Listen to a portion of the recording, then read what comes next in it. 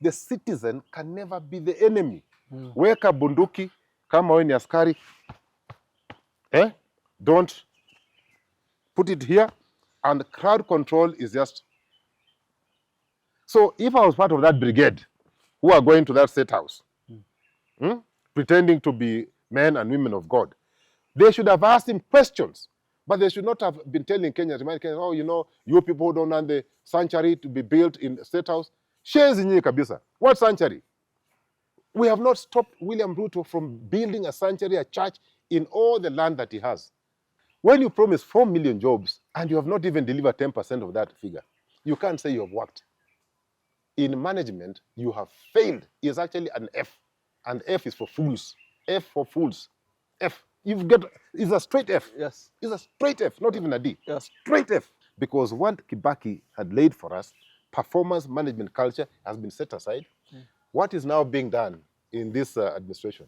You heard Oroba saying, lateral gymnastics, or what I call horizontal engineering. That's what is happening. What gives him the idea that he can do as he wishes? This is not his personal house. This is not for going. I think the president needs to stop being simplistic. Is there a vacuum post Raila? Play one clip where Ruto has spoken truthfully.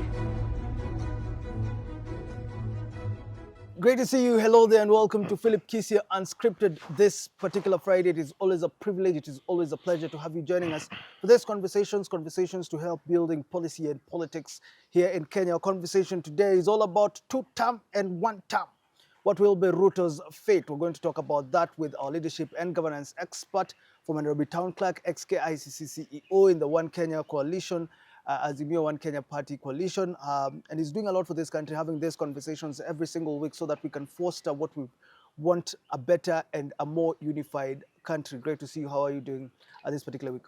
Well, Jed, the week has ended. Nothing new. But I just really feel encouraged when I meet people in the streets, in the markets, and they give us words of encouragement. And I also, of course, request them that they also have a duty to play. They can't sit back and expect just a few to talk about the ills that are afflicting our country. 2027 is around the corner. Please make sure that you vote and you vote wisely. Right. So we thank you. We thank you for the comments. We thank you for praying for us. We thank you for your support. But remember, you have a duty. Come 2027. Do you feel you really need those prayers? Because this country, some people are afraid of speaking, especially not the young people. Young people are turning up. But we have this age that is afraid of speaking. Do you think you need that prayers? Do you think after having these conversations for 1 year, you can be stopped by the regime? Only God can stop me. You know, do you know why I'm dressed like a leopard today? I'm a Tiriki man. And this is a very bad month. Okay, a good month for Tirikis, because we circumcise our children. And you know we do it every 5 years. So don't fool around, especially in the month of July, August. No one can stop. I can punch you. Yes. You don't joke around with Tirikis. We went to the forest, my brother. We went to the river. 30 days in the forest. Let's get into your reflections. How many days? You are just in hospital? Let's get into your reflections. Jed, just this morning I saw something from 4&1, which, was confirming that President Donald Trump of the U.S. was diagnosed with something they're calling a chronic venous, whatever you call it. Okay? So it's simply a condition that affects the functioning of your vein valves, which causes swelling and skin changes. I think you've seen that happening. Yes. I have seen that happen to some leaders in this country, but they'll never make it public. They will not want to know. They will not want people to know what's happening to them. You see, in civilized countries, people appreciate that you're just a human being. And things are bound to happen to you. You are bound to fall sick. You feel pain. You cry. You mourn. You are a bloody human being. So I don't know why African leaders, and particularly Kenyan political leaders, those who are in the political space, they think they are semi-gods. Shenzi nyinyi bwana. Shenzi, we need to know. You're owned by the public. We pay you. What is that thing you want to say? We But pay you're you. saying? We pay you. If you are sick, tell us you are sick. You're just a human being. Especially if it's not as a result of your carelessness. You know what I'm talking about? So just tell us that I'm not feeling well. Yeah. Because you're just Let's go to the next reflection, tafadhali. I mean, that was just an opening remark. Come on, Jed. Opening remark. Now, you see, yes. I came across this video that has been doing rounds in the social media. Yes. About, when William Ruto was campaigning, and he really talked a lot of sense that time. He talked about the fuel prices. And he was wondering why the fuel would cost less in Uganda, which is a landlocked country, and in other East African regions. Now, I want you to play that video. Yeah? Yes. Because there's something that we must remind William Ruto about. This is replaying what he exactly said. Short video. B, how come that fuel in Uganda is cheaper than fuel in Kenya? So, and yet the fuel being sold in Uganda goes through Kenya. That tells you that that kind of explanation is escapist and has no basis whatsoever. We should address ourselves to the crisis that is there in the country and the monopolies that have taken our fuel and economic sector captive. He's asking questions. Why is Uganda's fuel cheaper than Kenya's, yet it's a landlocked? They get fuel from us. That is when President Uhuru was actually president. We're starting with this one. You know, William Samoei Arap Ruto Chirchir was at that time blaming his boss, second in command. Blaming somebody who is your boss. You know, being very arrogant and appearing to be clever. And wondering why the fuel cost is so high in Kenya. And even suggesting that there are cartels operating, there's monopoly, there are people benefiting, there's corruption, and you're squarely laying the blame on Uhuru Kenyatta, who was then his boss. But just this week, or last week, we saw what happened to the fuel prices. Jed, I have taken trouble to analyze the fuel cost in 4 other countries in East Africa and Central Africa. Kenya is at the highest. The pump price for petrol is at 186. Diesel is at 172. The lowest is Ethiopia at 116 petrol and 110. So in between, there's Uganda, Rwanda, and Tanzania. Uganda is closest to us. Remember, Ruto said it's a landlocked country, but they are 3% below our gas prices.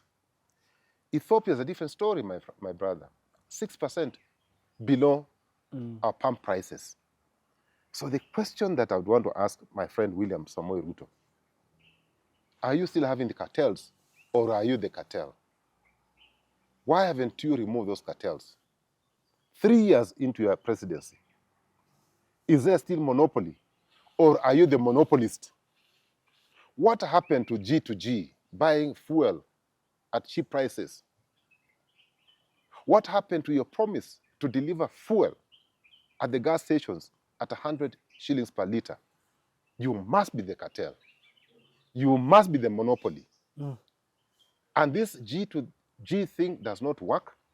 You need to apologize to your former boss, Uhuru Muigai wa Kenyatta, because at least he never made that reckless statement to the effect that there are cartels, there's monopoly, he's an escapist.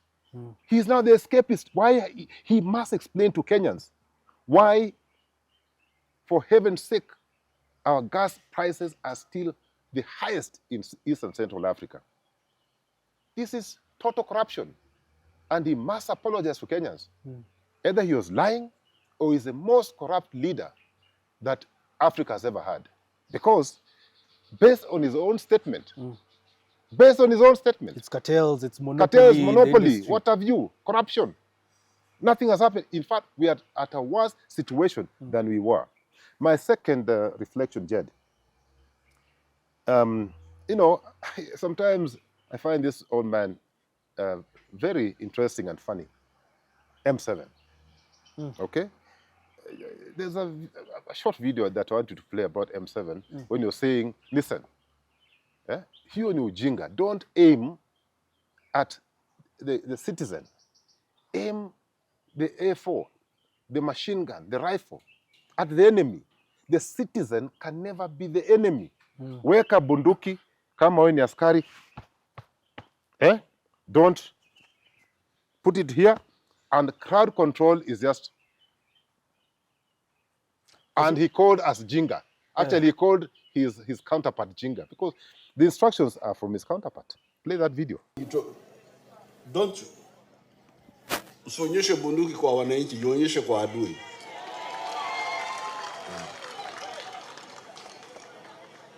Yesterday I was seeing those young boys.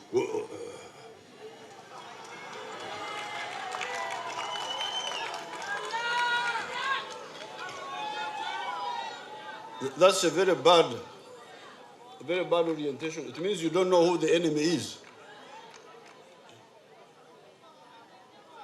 Even if they say control the crowd, your gun should be on your back like this.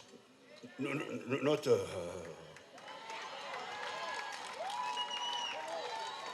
Do you think he was actually hitting at President Oh yes. Ruto? Who else? Because Who this else? is after the president No. had spoken about Yes, the same. Yes. Who else was he talking about? Who else was President Museveni referring to as jinga? Au ama huo ni ujinga? It can't be anybody else. The most recent happening in that regard is in Kenya. Do you think this is a The perception? person who gave the shoot order to the legs, he said, shoot the leg, is President William Ruto. Then his minister said, just shoot and kill. Those Is shoot this to the kill orders. perception of other presidents Yes, towards our of course. own? Oh, of course. They're all thinking the Of same. course, you know, out of courtesy, and you know, being diplomatic, you can't mention your counterpart by name. But there's every reason to believe that he was talking about our president, and he said he knew ujinga. So I mean, let us call a spade a spade. But let me say this, which is more fundamental. Yes. Yet, the shoot to kill orders given by Murkomen. Yet, if you look at the Constitution, even if you look at Article 244, Article 245, where one gives functions and one gives the command, Murkomen doesn't appear anywhere, but he is limited to policy and guideline.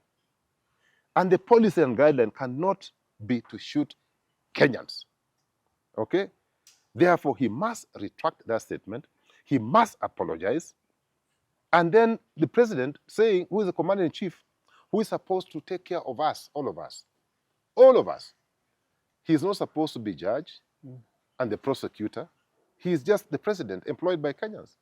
He is asking police to shoot in the leg, even before you're pronounced, you're pronounced a criminal. Before a judge, you're presented before a judge, and you have been convicted. He's saying just shoot, and then we deal with others later. This is a man who does not respect the rule of law. And he also needs to come and apologize. But finally, Jed, on that matter, Yes. is that the police, you are my friends. I am the one who started community policing in the Republic of Kenya in the year 2000, where we are supposed to bridge the gap between those being policed and the police. Because we are a family. We are one. We are working for ourselves. You will be alone in the dock. You will be alone in jail. This Murkomen fellow will not help you when judgment is being passed. And even if you escape the judgment on earth, Jed, you will not escape the judgment in heaven. There you'll burn like charcoal. You will be burned like charcoal. In fact, not charcoal, worse than charcoal. Yeah. You'll be put in a frying pan. From the frying pan, we put you in, and then, you know the way the Indians, cremate Yes. a human being? It will be worse than that. Your last reflection, or should we go to the highlights? I don't want to kukuharakisha today. Jed, my highlights this week, I have two quick ones. The first one is the late President Buhari, and may Allah receive him.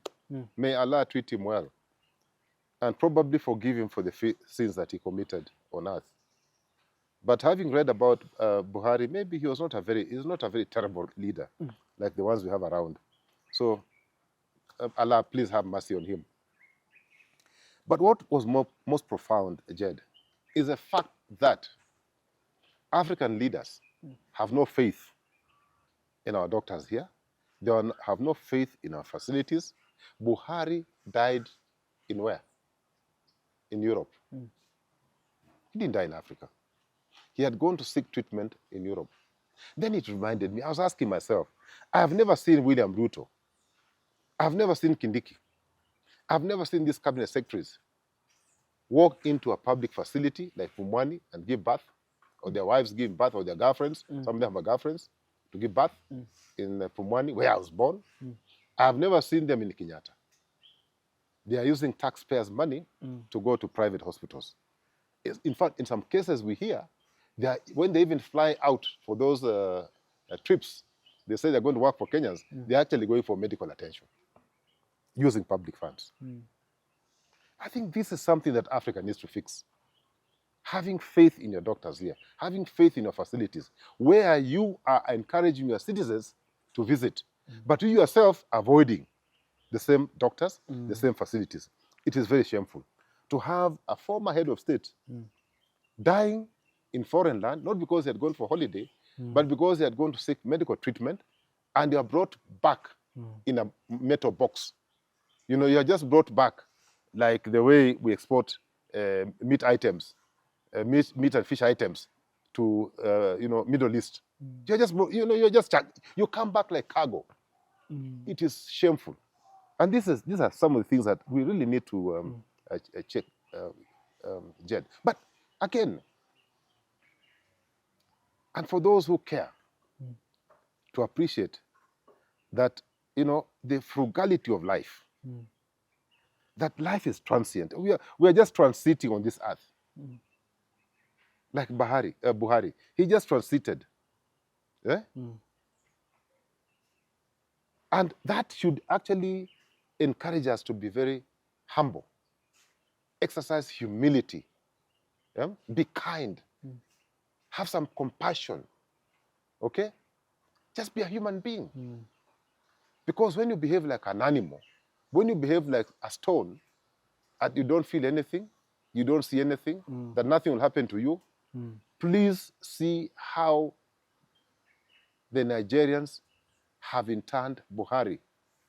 Buhari was the president, I think, of the second greatest nation in Africa, being interned in a very simplistic manner. No fanfare like here, spending billions of shillings on somebody who's dead. For heaven's sake, Jed, if I go, don't spend billions on me. For what? Because I'm gone. Save that money. Spend that money on children, orphans, and what have you, because it is more useful to spend money or resources in that manner. Right. But don't spend money on me, I'm dead.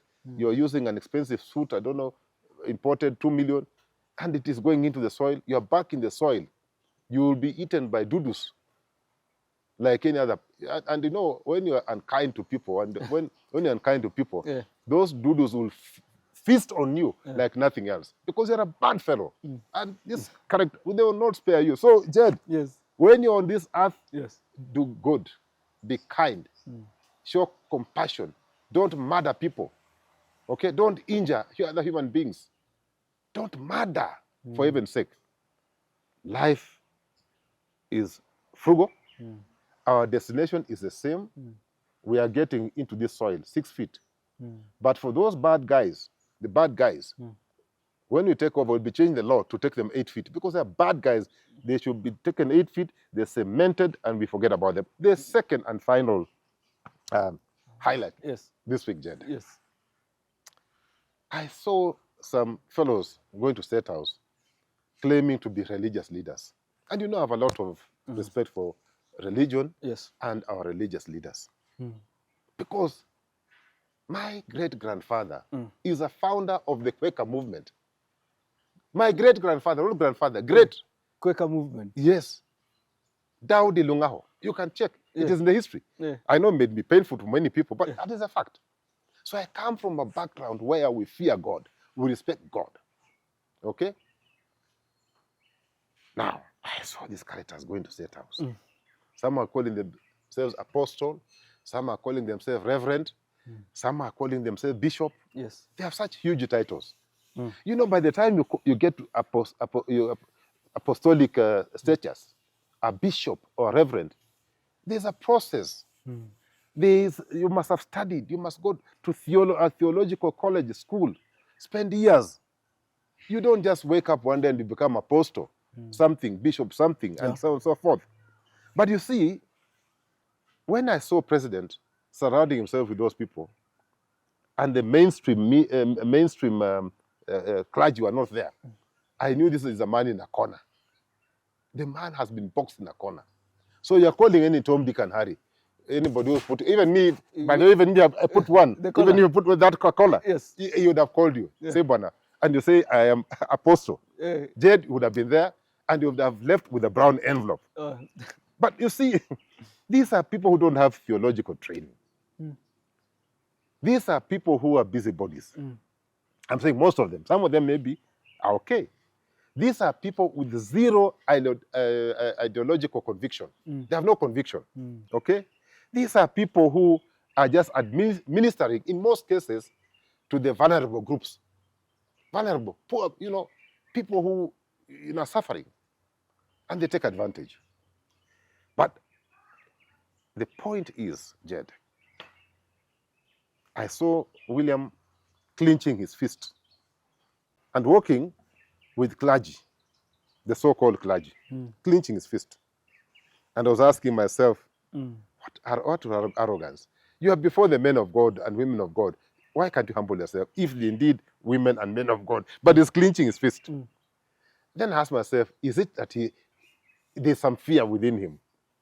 Then I asked myself, when you see somebody clenching, a man clenching, is he under attack or is he about to attack? Or is it lack of confidence? Because look at the president, there's some decorum and air of oomph, the oomph that a president comes in, with the oomph. You know, you walk with the grace.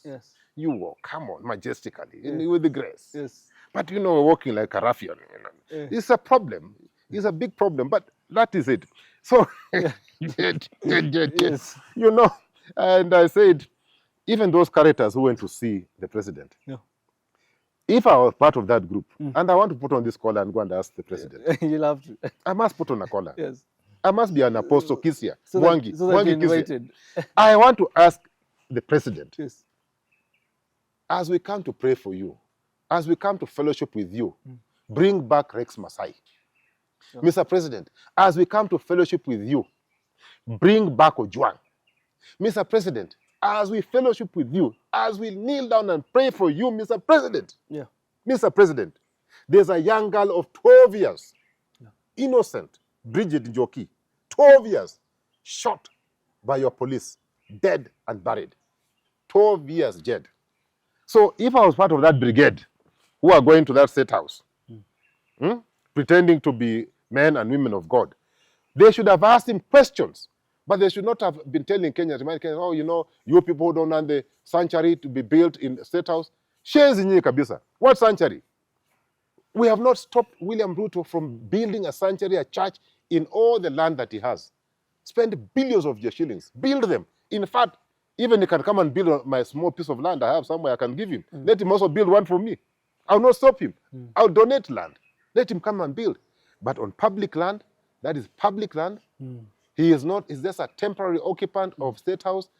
He may be leaving sooner than later, but if he's lucky, he is occupied until 2027, the other day I told you there's something called TOL, temporary occupation license. You don't have a title deed. It's not your land. Have respect to Kenyans. And shame to those characters who went to State House, putting on some small collars here and saying that they are praying for. We don't need your prayers. They should be praying for ex-Masai. They should pray for Bridget Jockey. They should pray for the soul of Ojwang and all the JMC who are more than 100 who have been murdered. Those are the people, the family need prayers, not William Ruto. Will it be one term or two term? That is my conversation today, deciding Ruto's political fate. It's 3 years into his presidency. Kenya continues to grapple with economic hardships and social unrest. The president this week has been in Embakasi. Deputy President Kithure Kindiki has been transversing different parts of the country. The president came and told us that 41,000 jobs have been created through affordable housing, actually talking about 200,000 jobs created through labor exporting, and dismissing the opposition, saying they are planless. The only thing they know is one term. They are leaderless. They are rudderless, he says. My conversation today with Philip Kisia is all about that. Kisia, give me context of this two-term, one-term thing that we've been having in the country. And from where you sit, I know there's a conversation that the president had talked about. He was going to be for one term and then come back, and you can look at his marks. We know there's a conversation about Rigathi Gachagua. Does he have a plan for this country? But you've just talked very well about the clergy, and they should pray for the souls of Kenyans. Does this mean Ruto is inevitably a one-term president? You know, Jed, you've asked me to lay the context. Yes. So I want you to look for that video where he himself. There's a video. There's a video. But before you play that one, play this one of Kibaki. Kibaki, because you have mixed two things in your introductory remarks. One about jobs and job creation. Then another one about the term of the presidency. Yes. Therefore, what would be relevant is to play the Kibaki video, the short video, 30 seconds, and then play the video where Ruto himself was saying that if I don't do the job, please look for somebody else. Play the first 60 seconds.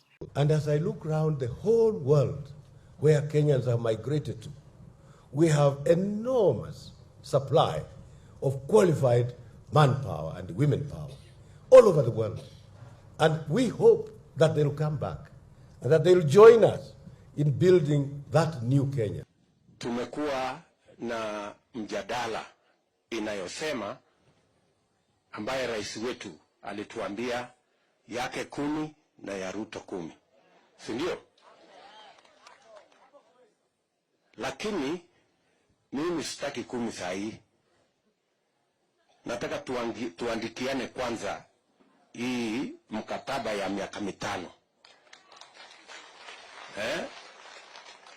Nikifaulu kwa hii miaka 5 muniongezee. Lakini nikianguka kwa hii miaka 5 mtafute mtu mwingine. There is former President Mwai Kibaki saying there are a lot of Kenyans outside there that are working. They should come back to the country to develop this country. And the president says, Max, nipeni kwanza moja. Muangalie Max, mkitaka mwingine ni sawa. Jed, compare and contrast. The president we had, the Lee Kuan Yew of Kenya, the Lee Kuan Yew of Africa, Mwai Emilio Kibaki, saying, listen, I've taken over. I know you guys are so qualified to come and help me build Kenya. I want you back home. Come back home. Use your skills, use your experience, use your training to build Kenya. We must build Kenya first before we go to build other nations. Then we have a president who is saying, I want you to funga your viragos. Take your matari. Matari is your rags in Kitiriki. Take your rags, put them in a small bag. I'm sending you to Middle East and other places to go and do some funny jobs. Look at that. Who would you call a visionary leader? Do you start by building other people's nations, or do you start off by building your own nation? Okay? You start off by doing what? Building your nation. But what also Kibaki reminded us was we should not waste time by taking the rare view approach, Yes. mirror approach. Okay, he said, let's talk about what we need to do. Forget about what we didn't do. Now let's focus on what needs to be done. That is a futuristic president. That's a president who understands management. But this guy who tells us, you do your little matadis and put it in a small bag and I'm taking you there. But again, what a lie. What a lie, Jed. A lie. What a lie. Leave alone the fact that President William Ruto promised you young people 4 million jobs. 4 million jobs, Jed. He has done 3 years. 4 million jobs. It is not you. It is not me who promised 4 million jobs. It is him. He promised set aside 100 billion to create jobs for our youth. Now, he's talking about 40,000 people I'm employing, 40,000, I'm going to do 400, I've done 400, I've gone where, I don't have affordable housing, I don't have done 130,000. They don't even, it's still a lie. Because you see, Jed, and I know you understand the Art House, but you may not understand as I do. Because I have a son who's an aeronautical engineer. Yes. Okay? Even the biggest plane out of JKIA will carry maybe 400 passengers. 400 passengers. Okay? So it means that to get to 400,000 people, 400,000 people, how many flights would you do? 400,000. If and that it means that that particular flight is actually carrying people who are destined to go and work in Middle East and other places. 400 of them. How many flights do you need in a year? About 1,000. 1,000 flights. Go and check how many flights we have out of JKIA every month. Going to a particular destination. Not going to Uganda, Tanzania, Yes, no. yes. Going to Middle East and Europe. Check how many there. Then you will know that's a lie. It's not possible that he has airlifted 400,000 people to go and work in Middle East and Europe. Just by looking at Simple logic. simple logic, okay? You know, and then this other video that you played, Ruto himself, not you, not me. He said, listen, I don't even own a contract for 2 terms. Just give me 1 term. If I fail, please look for somebody else. Now that Kenyans have already passed, looked at the report form, and they have issued him with a D-, why does he want a 2nd term? Why does he want a 2nd term? There's a social contract that William Ruto signed for 5 years. We have been patient with him. He has totally failed. Even the jobs he said he would create, they are not there. But he's saying he has delivered. You know, saying, what has he delivered? You're saying D+, You see, but he's saying listen, the numbers, we don't no, want to see the no, numbers no, according to him. Listen, Jed. Yes. You know, I'm a management student. Okay? Yes. It's about performance management. Ruto said 4 million jobs. He should be telling us he has created 3.7 million jobs. There's a shortfall of, you know, so a variation of 5% would be acceptable. A variation of 5%, even 10% would have been accepted. But when you promise 4 million jobs and you have not even delivered 10% of that figure, you can't say you have worked. In management, you have failed. It's actually an F. And F is for fools. F for fools. F. It's a straight F. Yes. It's a straight F, not even a D. Yes. Straight F.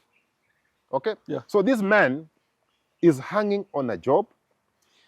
Kenyans have gone 3 years of pain, Jed. 3 years of heinous acts against Kenyans. 3 years of murder. 3 years of overtaxation. 3 years of very poor policies. And this morning I was chatting with my friend Honorable Kaluma, who seems now, because I've joined the broad-based government, who seems to be supporting this. But he cannot tell us where the 4 million jobs are. He cannot tell us where the 3,000 kilometers of roads were promised for Western Province are. He cannot show us even anything. Jed, we have a problem with William Ruto, not because of his geographical area that he comes from. We have a problem with William Ruto because of 1, broken promises, broken Kenyans, corruption, lack of jobs. Okay? People have no jobs. Our children have no jobs. Then he promised to put money in the pockets. Do you have money in the pocket? No. He promised you people bundles, pantals. Do you have pantals? He promised diapers. Jed, don't make a mistake and make somebody's daughter pregnant. There are no free diapers. There are no free, and they're expensive, Dad. I must warn you. So these things that William Ruto promised are not there. I want to ask you They are this. not there, Jed. Yeah. So you see what we are saying in just, in Summary. a summary of, Yes. of my highlights. Mr. William Ruto, we are decent people. Prepare, because you asked for one term and it's evident you have failed. Start packing. Start packing. You have about 23 months or so to start packing. Start packing your belongings, because we don't have to, because once we take over, we'll be in a hurry. We'll want to start working from day one. We may not have time to, to allow you to start packing. Yeah, and we want to be decent. Please, Mr. William, pack now. Because we are going to start working for this country from day one. There's a lot of public discontent, and I think we have to address this. There's a lot of anger. And as we're talking about whether it will be 2-term or 1-term, since 2024, over 100 people dead. There's corruption, there's overtaxation, there's police brutality. These youth-led protests are decentralized. You can't really tell who to talk to directly. But is there something that the president can do? Is there a leadership style that he can adopt now to help him get his 2-term that they're chanting about? And what are the consequences of this frustration when it comes to his leadership post-2027? Will he have one? Jed, I think Ruto never saw this coming. Because the Gen Zs who are Kibaki's children, who Kibaki took to school, these are global citizens. Okay? Their approaches are not like ours. Our approaches to anything is very archaic, very rudimental, so to speak. The Gen Zs, in their strategy, they're decentralized. In everything, in their communication, in their mandamanos. You can't know when they'll hit you, how they'll hit you. They just strike. And you find our police service or force moving helter-skelter. Their approach is so organic. It's not like ours. It just happens. At the spur of the moment, they think so fast like lightning, and they craft something and they roll it out. Okay? So their strategies are coming from, from their persons, their thinking, their ideology. Okay? And therefore, catching up with them has become, a real issue. Okay? Look at the way they have amplified the media space. You say you shut down the media houses, but these guys are on social media. Yes. In fact, we are getting this. Their information is reaching the populace in real time. Okay? Real time. And then the biggest mistake, of course, the president has made is to radicalize the youth. These are not the youth that you can use force to stop them. These are the youth you can only use your head, if you have any. Brain matter. If you have something in between your ears, they can afford to listen to you. And let me tell you, the millennials, Gen Z, and these are brilliant fellows. If you can just accord them time, sit down with them, but you must have something in between your ears to engage, because they engage you in a very robust manner.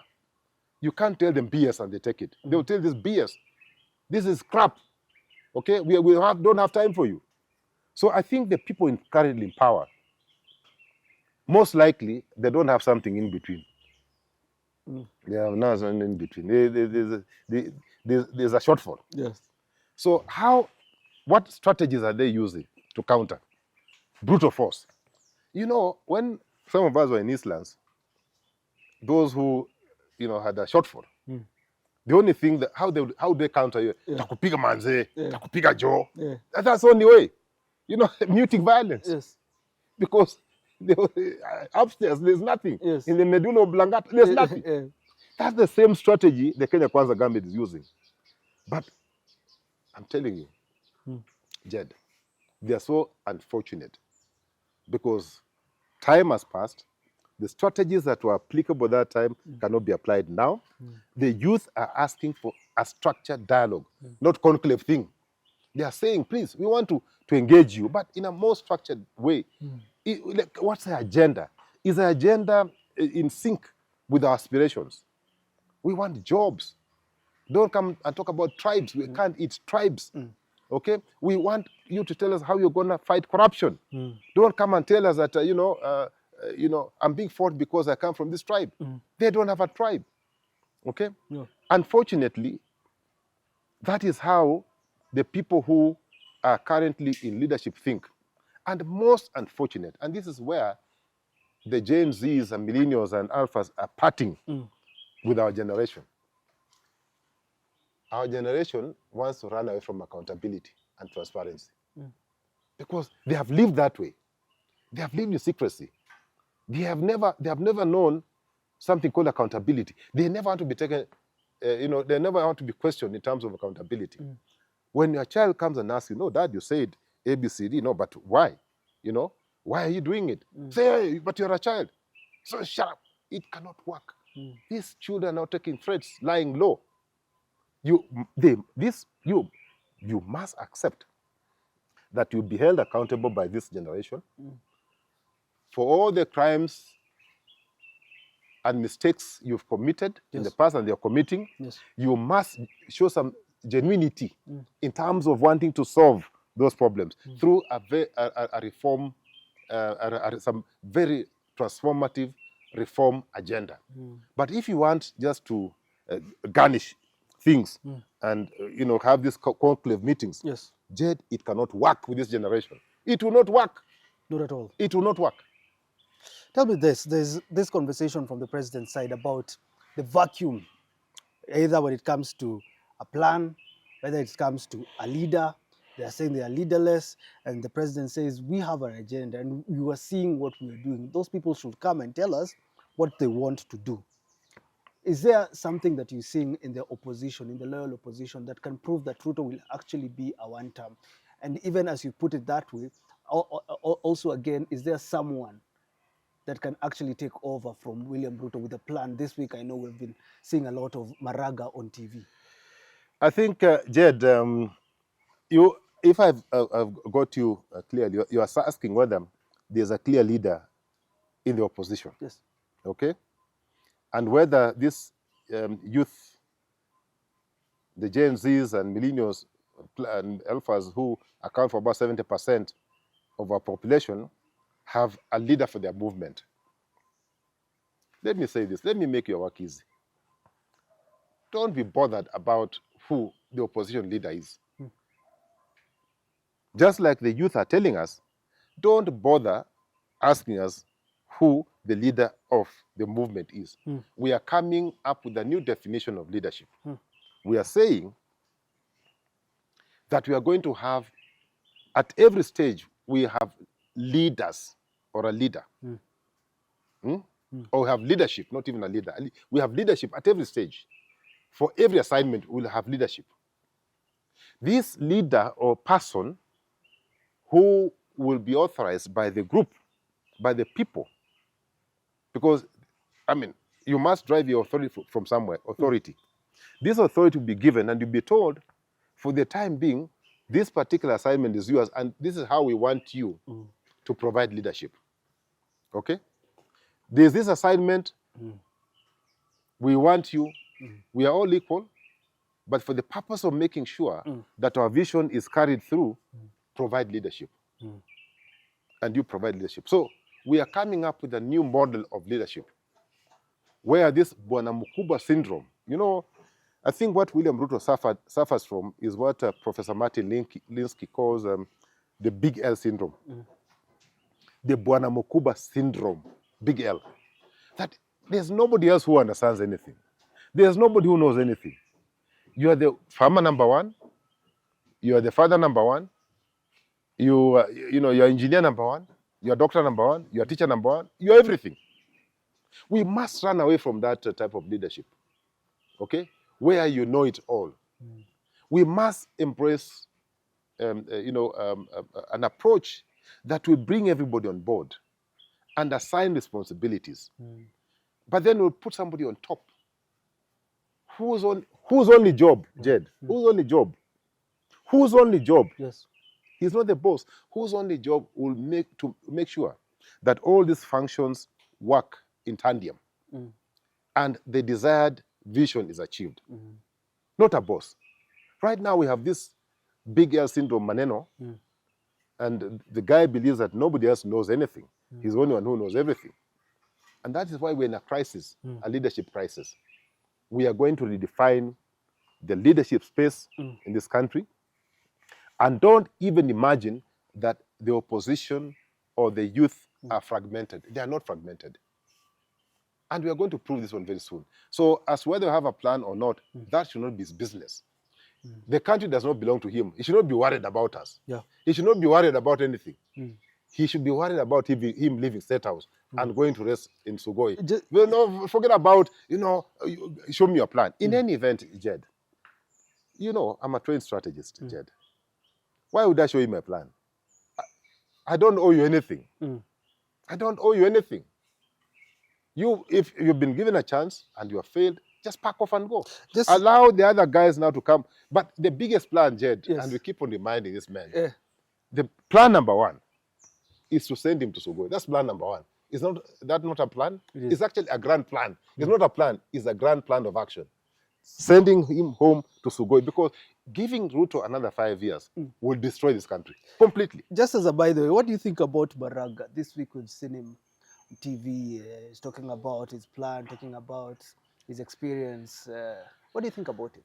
You see, Jed, with our model of leadership, anybody can be on top. So long as you have the compassion, so long as you're a good communicator, so long as you believe in people, so long as you're a team player, because your job is limited to making sure that you guide the group. Okay? So if you have if you're not corrupt, if you have good management practices, if you're a good administrator, and you can hold a team together, we are looking for Lee Kuan Yew, okay, who recognizes the fact that it's about merit, okay, that working with people who understand the job, who can do the job, your job becomes very easy. Right. Your job is to sit down in an office and relax, not moving all over the country saying you're inspecting development. Sit in your office, call your minister, minister. And the other day I was telling Ruku, the Minister for Public Service, I told him, don't talk about bringing some gadgets to monitor performance. There are instruments already laid down for performance management. Sign performance contracts with people. But I told Ruku, let us start with Ruto. He signed a performance contract with us. He has not delivered. Let's go to the ministers. In fact, these people forgot about performance management. These people forgot about Vision 2030. They are doing their own things. And that is why they're groping in darkness. Okay? They are groping in darkness because they set aside Vision 2030. They are groping in darkness and they're failing totally, miserably, because what Kibaki had laid for us, performance management culture, has been set aside. What is now being done in this administration? You heard Oroba saying, lateral gymnastics. Or what I call horizontal engineering. That's what is happening. Let's continue with our one-term conversation. We talked about job creation. Of course, we saw the president in Kasarani talking about we have another world class that is coming, Talanta Stadium.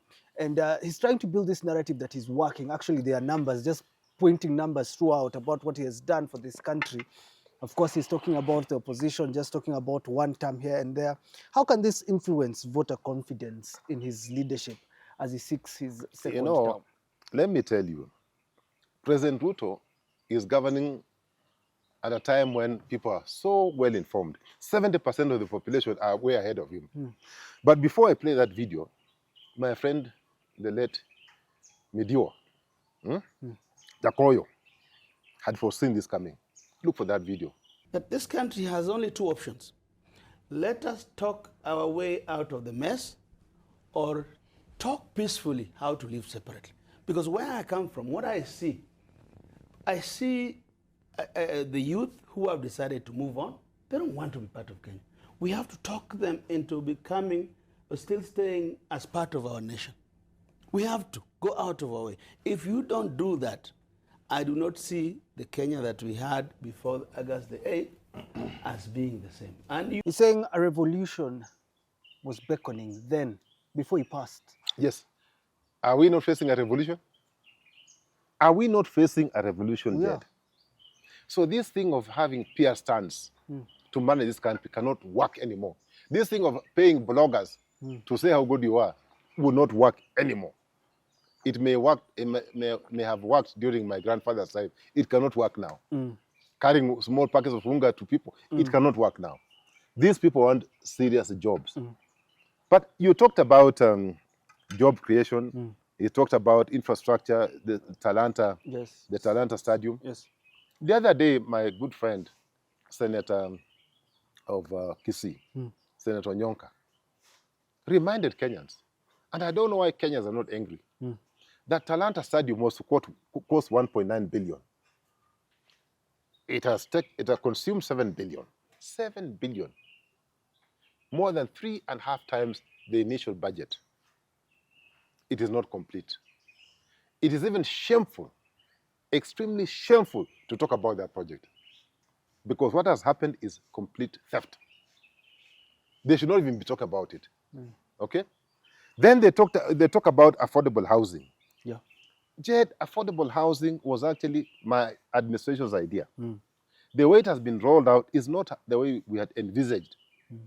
These guys are out there to make money from the project through the sale of cement and steel, and I've said this before. The jobs that should have been created, and they are not there because the uptake of the units is not there. There's no uptake. Okay? The uptake is very low. Low uptake. So even if they build more houses, there's no uptake.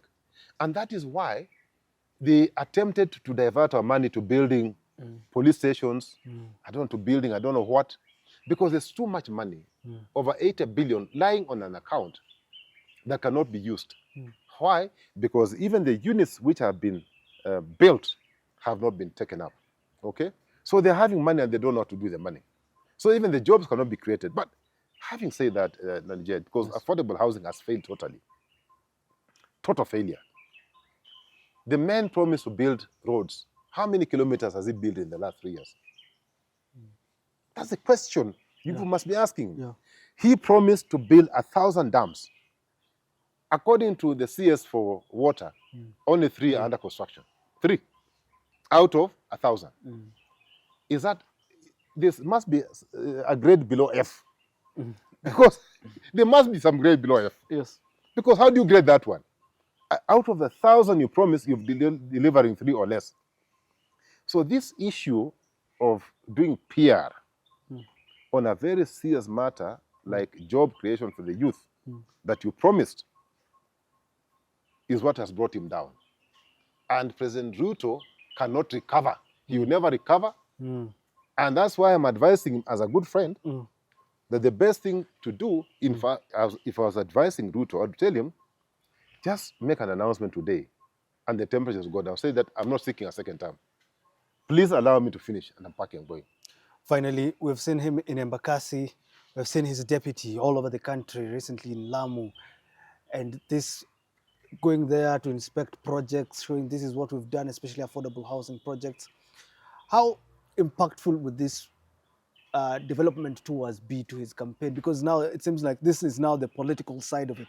The others were just governance. How effective would they be if they're meeting people on the ground? People are singing 2-term now. They have these kips written 2-term. How effective will this be? Jed, you are an intelligent young man. 2-term kips. You are an intelligent young man. Women. Can't you see singing. that those are fellows who have been ferried? Can't you see that those are crowds which have been paid? They are doing a job. And in fact, I would encourage these people, especially in Nairobi. You're my guys, Nairobians. You're my guys. You know watu wangu. Don't accept less than 5,000 per day. Because it's stolen money. It's stolen, it's our money. Take your share. And your share for a day's work cannot be less than 5,000 bob. All those things that they were doing, Kindiki, tanga-tanga, this tanga-tanga, Yes. is all nonsense. Ruto, a whole president, I don't know, some intern program. The other day he launched internship programs. A whole president. You saw President Kibaki in office for 10 years. Did you see Kibaki launching internship programs? This is an idle man. This is a guy who has nothing to do. This is a guy who has lost direction. This is a guy who doesn't know what to do. And therefore, I would advise the president to make this announcement that we give him the remaining few months Yes. to finish whatever he can finish, go home in peace, to stop this PR stunts because they're not helping. In fact, they're irritating people even more. And the few months that are left in office, let him resort to performance management system. Performance management. Let people sign contracts. His job is to receive quarterly reports on those who are performing and those who are not performing. Those who are performing should be admired, rewarded publicly. Those who are failing to perform, he still has a chance to sack them, to make the fourth or fifth change in his cabinet. All right. 2-term or 1-term? What is your thinking with regards to President William Ruto's administration? Do you think he has a chance post 2027? That is my question for you. Right below at the comment section. 2-term or 1-term? Just always final remarks. Well, Jed, I think it was today. Just look for that video where my good friend Musalia Mudavadi Mwana Hana is trying to correct this very, very bad impression that was created by the likes of Oscar Sudi and group. He's trying to correct, but too late. But anyway, just play it. Mimi nataka niwaambie kwamba Mheshimiwa William Ruto is going to win the election in 2027. And he'll win through the democratic process, kupitia kwa kura ya mwananchi. Haitakuwa mambo ya fujo ama porojo. Na mimi nataka niambie wale wanasiasa, hata wale wanaongea wakiwa kwa mrengo wetu, wanasema ati kura ya Ruto itaibwa. Muwache kuzungumza upuzi. Ruto hataiba kura. Ruto atapigiwa kura halali ya kushinda. Prime Cabinet Secretary, Foreign Affairs, CS, Musalia Mudavadi, says they will win this election, actually cautioning those on their side who are saying that they will steal. No, they will not steal, he says. They will win it, fair and square. Let me tell you, you know, Musalia is one of the few honest people that we have on that side. But I think, you know, I don't know, you know, I've not spoken to him for long. Yes. But he has a problem. You can definitely, from his voice, from his demeanor, you can see he's a man struggling to say what he's saying. He knows he's not saying the truth. Where are the votes coming from? This administration has foreseen the killing of our children. Will the Gen Z vote for them? No. And they're over 10 million. The mothers, women, account for 53% of our total population. Their children have been killed. Will they vote for this administration? No. The Murima, who gave him half of the votes, he's chased them away with the Rigathi and the rest. Now they have arrested Jen Kihara, trumped-up judges. Yes. Will they vote for him? Luyaland, where he promised 1,000 kilometers, I don't know what, not even 10 kilometers have been delivered. Will they vote for him? People in Luyaland have been sacked. No jobs for them. And other places, campers are not given jobs. Titans are not given jobs. There's only one tribe that is benefited from this. Will these people vote for this? But you see, what the people you must trust, the people that Ruto sends to talk on his behalf, are the likes of Farouk, the likes of Oscar Sudi, and this women rep of Wajir, Fatuma, the ones who said, we are going to steal this thing.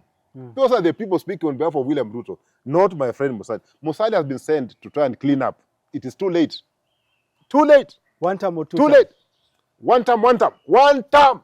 Thanks for tuning into that conversation, Philip Kisia. You comment down below, write a message to us through the email section, email address on the description. You can actually talk to us for advertisement. to the number on your screen. Thanks for tuning in to this one. Have yourself a lovely rest of your day. Have a great weekend. See you next week. What gives him the idea that he can do as he wishes? This is not his personal house. This is not Sogoi. I think the president needs to stop being simplistic. Is there a vacuum post-Raila? Play one clip where Ruto has spoken truthfully.